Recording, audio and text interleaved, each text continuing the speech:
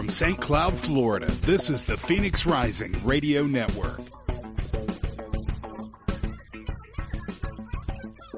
Welcome to the Doc Show, coast to coast. I don't know what the hell was going on with me last night. He'll probably climb up the Empire State Building and start swatting at planes. Weeknights, 7 to 9 p.m. Eastern. Sarcastic Sam said. I know we all have our crosses to bear. This is ridiculous. Been hanging around with Doc Brown. I keep telling you, he's dangerous. You know, there's a plunger in the bathroom. What do you think we could look for your career? What year is this? 2016. Oh, that's right. Great. While we're in there, I can get your phone number. 407-498-3193. Bam Bam Sam, give me a commercial and I will promote you. 2 cheaters are better than 1. What do you get when you cross a highly outspoken individual with the power of radio? You just watch yourself there. It's one thing to root for Marco Rubio. Well, you still get the highly outspoken Doc. I don't know what I love more, her sticking it to you or you getting stuck. Often imitated, never quite duplicated. Don't tell people what drugs I'm on. This is The Doc Show, coast to coast, with Doc Holliday.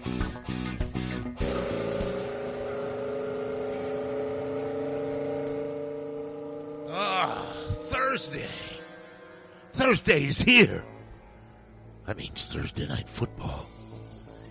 Oh, yeah. Oh, and the Yankees. Next game they win, they go to the World Series. No word yet if the Boston Red Sox have hired a manager they can fire. Only takes like 2 years. Not a long-term gig up there in Boston. But one more for the Yanks. And who doesn't root for the Cubs? That'd be awesome. I hate the Dodgers. I hate them.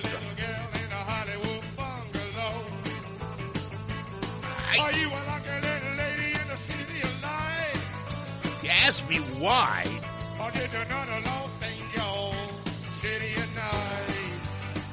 I would give you the typical sports fan answer. Because I do. I'm a Yankee fan. And it'd be fun to watch the Cubs back in the World Series. And if they were to win, their second in a row after not winning any after 1908, I wouldn't feel so bad about losing to them if that were to happen. But, you got to think of the optics here.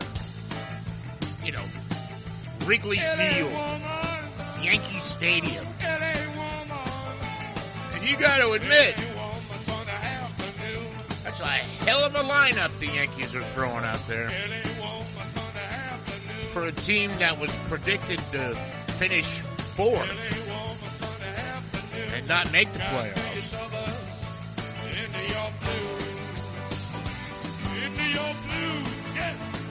Boston,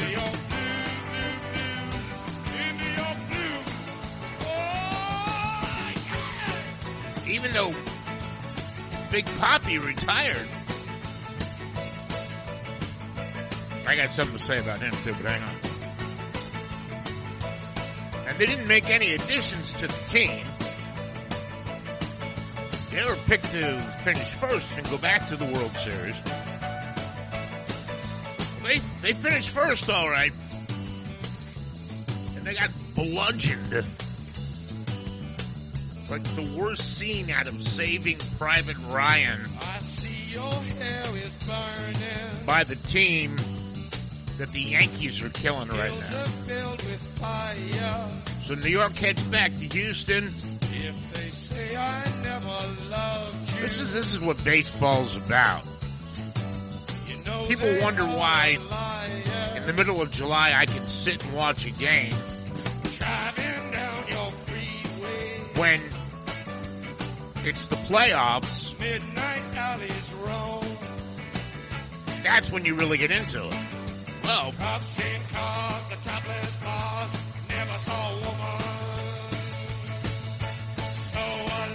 you got to get into it. You got to watch them. Now, I'll give you the NBA. Opening night last night. And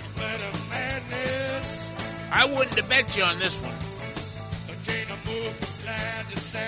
The Orlando Magic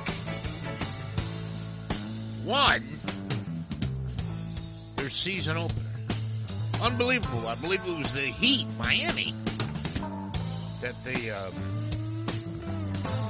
beat. And, of course, everybody's asking the question, did anybody take a knee? Nah, the fans are too close. And in the NBA, the fans are closer to the action. I've sat in seats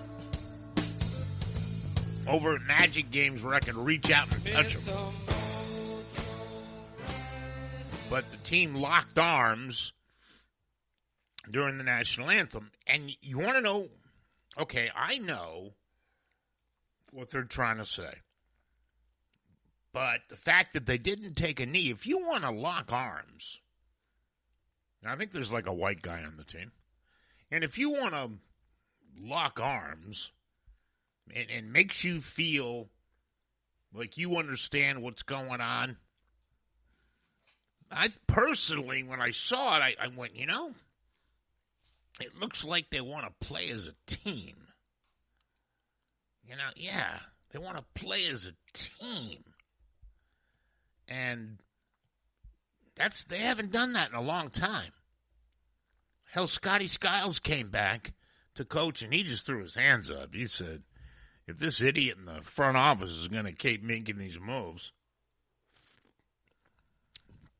my coaching career, which is good, not great, isn't going to last very long. The reputation. So he told the Magic, nah, I think I've had it with you guys. And so they've been walking in the wilderness for 8 years. 2009, of course, they made it to the finals against the LA Lakers. But the leader of that team was Dwight Howard. And he just melted when the lights came on. I should have told him something right then and there. Then he got mouthy. Then he got the coach fired. Then he wanted a long-term contract. Then he claimed his back was killing him so bad he had to go to L.A. to get it fixed. And there's a picture of him sitting at Dodger Stadium where he said that, you know, he couldn't do anything. He felt bad. He felt disabled. And they got a picture of him right there. Second row, Dodger Stadium. Well, if you got a bad back, watch it at home. So they ship him out of here. The Magic have had, really, honestly, the worst luck. Really. They had the best luck in the 90s. You get Shaq one year and Penny the next. Well, there's your Kareem Abdul-Jabbar and Magic Johnson. But the management screwed up again. And Shaq deserved a max contract. There's no question. I'm sipping my health shake. And it's Wonderbar. Wunderbar. And so the LA Lakers could pay him more, who Shaq took off. Hence, they had great coaches. They had Doc Rivers. They had some good players. And they had some real crappy ones. You know, Tracy McGrady. A bum. he just would sit around. I was sitting behind the Magic bench the year they fired Doc Rivers. And that pissed me off because he was a good guy. And he would just shake his head. When they called a timeout, instead of listening, Tracy was looking up into the stands. Patrick Ewing did the same thing, too, but he's so ugly, he scared people. So, there you go. Locking arms, as far as I'm concerned, is not being disrespectful to the flag. To me, it shows some unity. I'm okay with that. If a team can play with unity by trusting you enough to lock arms with a teammate, it'll be the first time that's happened since the 1990s and then the late 2009. After that, it's just been this abyss.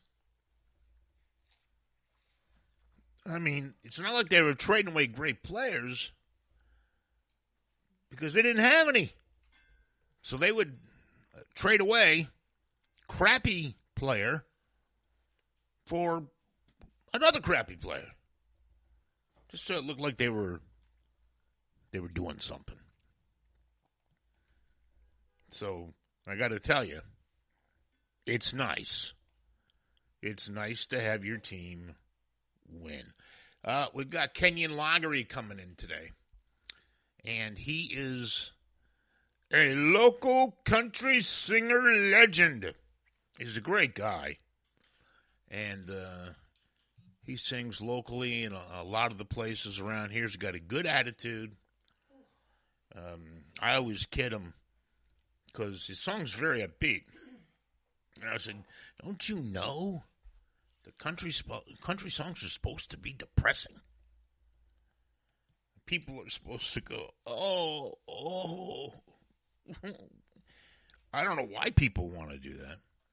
And he goes, you listen. The tide is turning. And I said, if people started singing and drop the fiddle, get rid of the fiddle makes the song depressing, and they start singing this up-tempo stuff, and, rock and roll itself, it's just so loud you can't hear the lyrics sometimes. They have their share, but country for a while is like, whoa. And he's different. He's good, he's funnin', and I hope he brings his wife, and then we can tell you where he's going to be. How was that traffic coming in, Bam Bam? Holy Mary, Mother of God. Did you see what started it? I don't even know. So I checked my app, my Waze app, and it said, go home on the 417. Now, I admit I left a little bit late, but not that late. I left at like 4:30. There's no reason I shouldn't have been here by 5:30. No reason. Mm-hmm. I checked the app, and I look, and I was like, okay, I'll take the 417. And I get on the 417, and I'm like, oh, my goodness, what's going on? What's going on?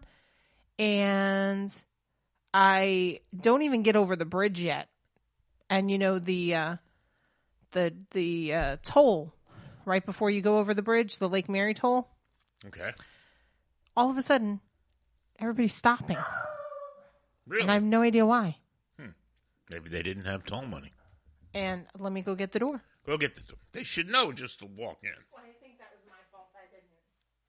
I unlocked it. Oh, did you? Yes. Preparing for the major talent that's coming in here. Hey, that's your friend. That's your friend. And dog, he's scared. Hey, man, what's going on? Just living the dream. I hear you. It's good to see you. Great to see you, sir. Yes, sir. Yeah. You too. We'll get you all set up after the commercial. We'll talk to you. Hey, man, it means so much to me, Doc. You know that. What's that? It means so much to me, man. Well, you're fun to have on. Well, this makes it easier then, because then you get your own house seat right hey, there. you got it. That's your friend. That's your buddy. My guitar, just Well, you know you got to sing. okay. I figured you would want me to. Okay. So anyway, we're going to take a break. And 7:24 is the time here in the East. That's your friend. He's your friend. He's like... Blue said he didn't bring the pretty girl with him. That usually helps. He likes the ladies. And you've got the Doc Show. And we've got all kind of stuff to get into tonight, but we're going to talk to local sensation, but he shouldn't just be local.